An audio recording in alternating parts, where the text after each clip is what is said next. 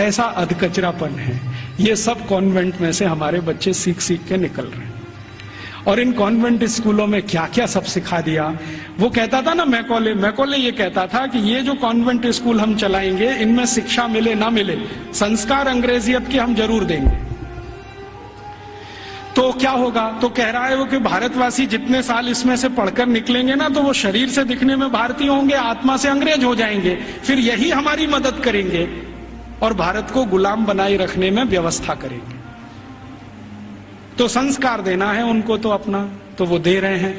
अब वह जो कॉन्वेंट में वैलेंटाइन डे सिखा दिया, फिर उन्होंने पता नहीं मदर्स डे सिखा दिया, फादर्स डे सिखा दिया। मदर्स डे पता है क्या होता है यूरोप में?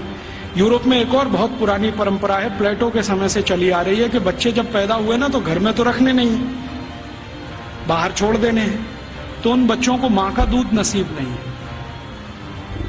तो चर्च में जो होती है ना, सिस्टर्स होती है, वो अपना दूध उनको उपलब्ध कराते हैं। अब आप में से कई लोगों को यह प्रश्न होगा कि बायोलॉजिकली ये संभव कैसे है? वो नर्स तो मां बनी नहीं, तो उसको दूध कैसे आएगा?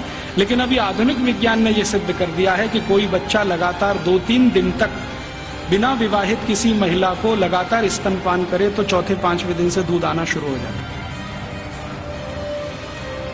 तो उनके यहां नर्सिंग जो होती है वो सिस्टर्स के द्वारा होती है या नर्सिस के द्वारा होती है, मां नहीं करती है।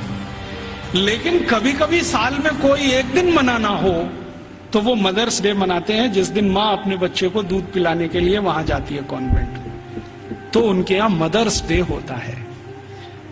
ऐसे ही उनके यहां फादर्स डे होता है। फादर्स डे का चक्कर क्या है? यूरोप के बच्चे वैसे तो घर में रहते नहीं, जो गलती से किसी ने रख लिए तो उनको अपने बाप के साथ खाना खाने का अधिकार नहीं है।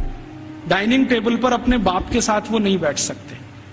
बाप अपने डाइनिंग टेबल पे खाना खाएगा दोस्तों के साथ। जब वो चला जाएगा खाना खा के, तो बाद में बच्चे डाइनिंग टेबल पे बैठते हैं। लेकिन साल में कोई एक दिन वो फिक्स करते हैं जब बच्चे बाप के साथ बैठे डाइनिंग टेबल पर, उस दिन वो फादर्स डे मनाते हैं। अब उनके मदर्स डे, उनके फादर्स डे, उनके ब्रदर्स डे, उनके सिस्टर्स डे या उनका वैलेंटाइन डे, उसके पीछे कुछ कहानियां हैं। हम बिना सोचे समझे अंधों की तरह से इस पे लग गए। कई बार मैं देखता हूं अजमेर जैसे शहर में, जयपुर जैसे शहर में मदर्स डे पे रैली निकाली जा रही है। प्ले कार्ड लेके बच्चियां अपने अपने हाथ में जा रही हैं। स्कूल कॉलेज उनका छुड़वा दिया जाता है। और ये सब मूर्ख सरकारी अधिकारी किया करते हैं। फिर फादर्स डे पे निकालते हैं, फिर इस पे निकालते हैं। ये सब तमाशेबाजी, ये मैकॉले हमारे यहां छोड़ के गया। और वो बार बार कहता था कि हमें संस्कार देना है, शिक्षा दे पाए ना दे पाए वो महत्व का नहीं, अंग्रेजियत का संस्कार देना। तो वो दे गया। अब वो हमारे खून में घुस गया, और इतना घुस गया है कि कुछ समझ में नहीं आता ये निकले कैसे। में लेट करके चाहने से कुछ नहीं होगा। आपने दबाव बनाया, इसीलिए अयोध्या भी हुई और अब काशी भी उसी रास्ते पे चल पड़ा है। वो अपनों से चाहता है कि मेरे लिए चिल्लाओ सड़कों पे खड़े होकर के, मांग तो करो कम से कम। जो लोग नाजायज बातों की मांगे कर रहे हैं वो दबाव में ले रहे हैं, आप जायज मांग तो करिए, आप पे लाठीचार्ज नहीं होगा। क्या नहीं लगता आपको? उसको दुनिया के हजारों लाखों लोगों, संस्थाओं, संगठनों के सामने कहां कहां क्या क्या करना होता होगा। इसलिए वो चाहता है कि इस देश में अगर 90 करोड़ लोगों में से 5 करोड़ सनातनी 1 महीने का व्रत रख करके दिल्ली में बैठ जाएं, जितने कानून बने हैं 24 घंटे में निरस्त हो जाएंगे।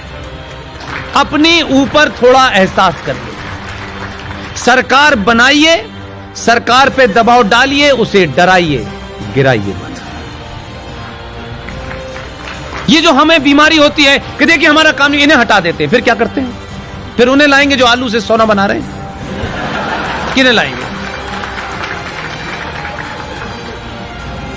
उनके पोस्टर लगे थे जब मैं आपके शहर में आया।